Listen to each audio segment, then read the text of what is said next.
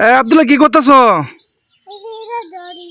ও এটা তো এটা তো উলুত কম্বল গাছ। আসসালামু আলাইকুম, আশা করি আপনারা সবাই ভালো আছেন। এই যে গাছটা দেখতেছেন, এই গাছের ডাটা দিয়া শরবত বানাইলে আপনার শরীরের দুর্বলতা কাটে।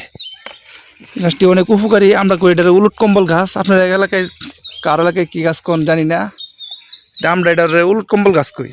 আমি এই যে করে পাতা নিয়ে আনিছি, এটি ডাটাটি ছোটো ছোটো কাটটা শরবত বানাবো। শরবত বানায় এই যে ইফতারের টাইমে ইফতারি নেবো। তোমরা খাইবে? খাইবা? আচ্ছা ঠিক আছে, তোমরা দেবো না। দেখো আরো আছে নাকি, দেখো আরো পাতা আছে নাকি, ওটা তো বড় দিকে ওড়াও। হ্যাঁ রাজীব বুড়া বড় দিকে। হ্যাঁ দাও দাও। এই যে এটা লো এটা লো এটা লো, এই যে এই পাতাটা লো। এই ডাটা দিয়া এই পানির মধ্যে ভিজায় রাখলে বিজুল বিজুল ছাড়ে। আপনি চিনি দিয়া ভিজায় খাইলে শরবতের মতো লাগে, শরীরে দুর্বলতা কাটে, আর অনেক উপকারিত ওই গাছটা। আপনারা দেখেন কেমনে কি করতেছি।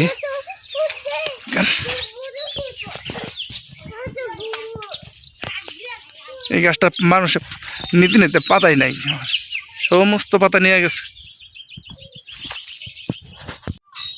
আব্দুল্লাহ মা কি করতেছ?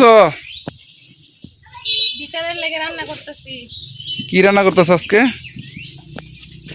এবারে বছর প্রথম চাল কুমড়া দিয়া মাছ দিয়ে রান্না করাম। এবারে বছর প্রথম চাল কুমড়া খাইয়াম। এই যে চাল কুমড়া গুলো কাইটে নিছি, আর ওই দিক দিয়ে আমি মাছ বসাই দিচ্ছি। মাছগুলো কষানো হইতেছে। কি মাছ? তেলাপিয়া মাছের মাথা আর মাছের পিস। এই জায়গায় মাছগুলো আমি কষাই নিতেছি। কি ইফতারি পরে খাইবার জন্য না? আর দেখো আমি কিনে আইছি।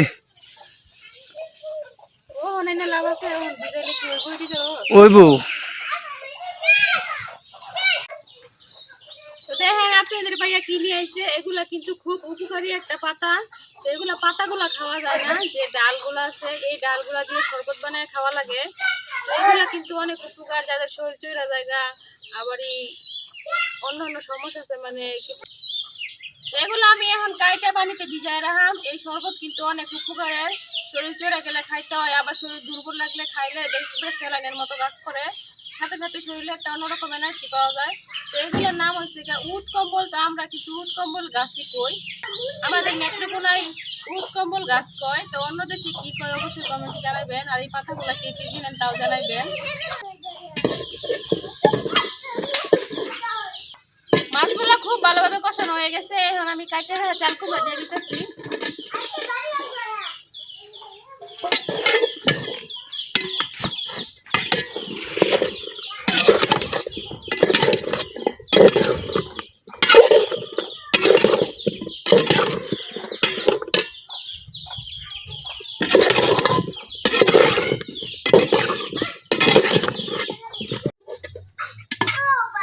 চাল কুমড়ার সাথে আমি মাছ আর মশলাগুলো খুব ভালোভাবে মিশিয়ে নিছি। এখন দিয়ে দেব পরিমাণ মতো ঝোল।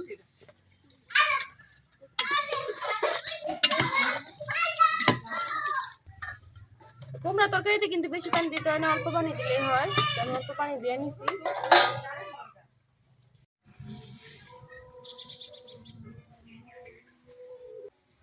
এগুলা কিন্তু সারা রাত ভিজায় রাখলে রসটা বেশি বের হয়। তো এখন তো আর সময় নাই, কি আর করার, আসর আজান দিয়ে দিতেছে। এখন আমি ডাটা থেকে পাতাগুলো ছাড়াই নিতেছি। পাতাগুলো কিন্তু লাগতো না, পাতাগুলো ফেলাই দেন, আর শুধু ডাটাগুলাই রাখাম। এদিকে আমার রান্নাও হইব, এদিকে শরবত বানানো হয়ে যাইব।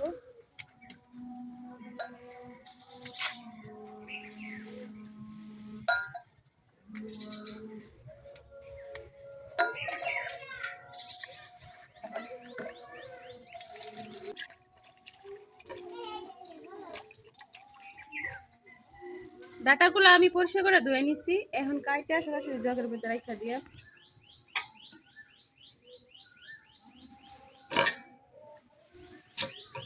এই যে এরকম শুরু করে কাটতেছি। কাটতেই কিন্তু একবারে বিজল বিজল বাড়াইতেছে, এটাই কিন্তু উপকারের জিনিসটা। শরবতটাও কিন্তু এরকমই আটা আটা হইব, খাইতে অনেক ভালো লাগবে।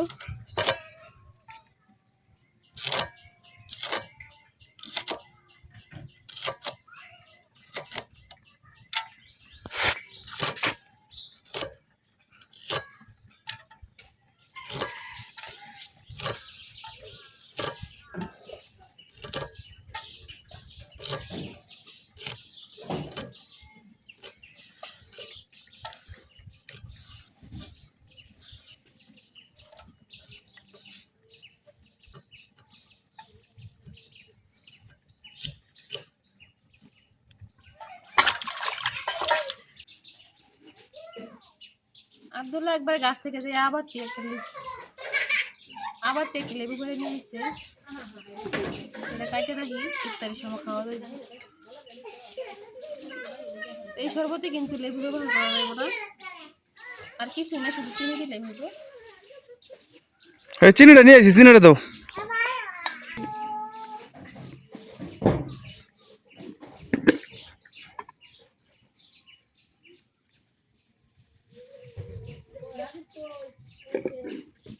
এইভাবে দিয়ে অনেকক্ষণ রাই খেতে মিথ্যে এক পর্যন্ত এইভাবে থাকবো, তারপরে এই ডাটাগুলো ফালাই দিয়ে শরবতটা খাওয়া হইব।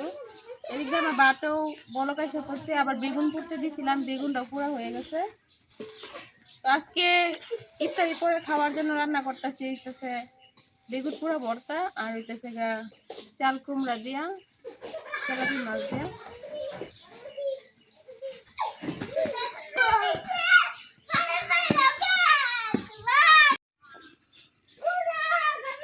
একটা ভাত বসাইছি আর একটা তরকারি বসাইছি, আবার মুখের মধ্যে বেগুন পুড়তে দিয়েছিলাম, বেগুনটাও কিন্তু একেবারে ভালোভাবে পুরো হয়ে গেছে। তো এই বেগুনটা এখন আমি একটু ঠান্ডা হওয়ার জন্য রাখা দিলাম, পরে বেগুনটা ছিলে ভর্তা বানাই।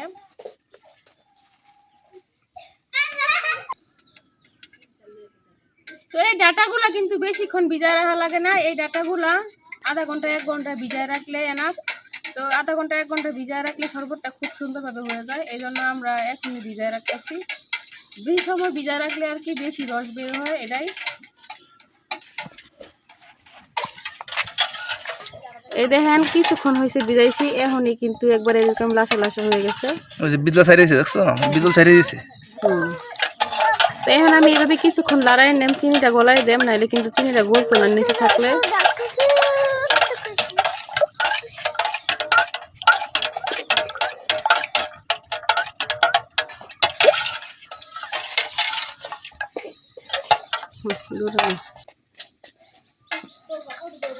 তো এই উট কম্বল ডাটা দিয়া কে কে শরবত বানায় খাইছেন অবশ্যই জানাবেন, আর যারা না চিনেন তারা এই ভিডিও দেখে অবশ্যই এই গাছটা যেখানে থাকবো সেখান থেকে ডাল নিয়ে নিবেন, নিয়ে কাটা খাইবেন। তো অনেক উপকার, কিন্তু আমি কিন্তু মাঝে মাঝে আমার শরীর দুর্বল লাগলে এটা দিয়েই খাই, সাথে একটা ওর স্যালাড দিয়ে নেই, তাইলেই হয়।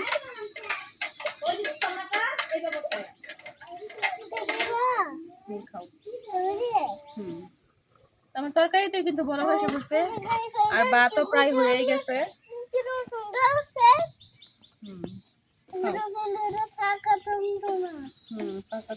তুমি তো পাইলাম চলে বুড়া খাও। লেবু খাইলে এনার্জি হয়, লেবু কি লবণ নিয়ে নাও, খাওয়ালা।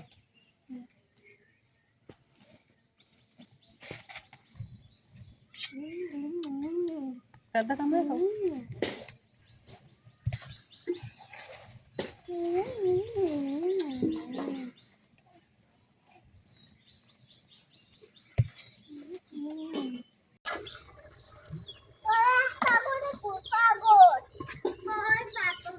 চাল কুমড়া তরকারিটা কিন্তু একেবারে হয়ে গেছে, এখন আমি নামাই নেম।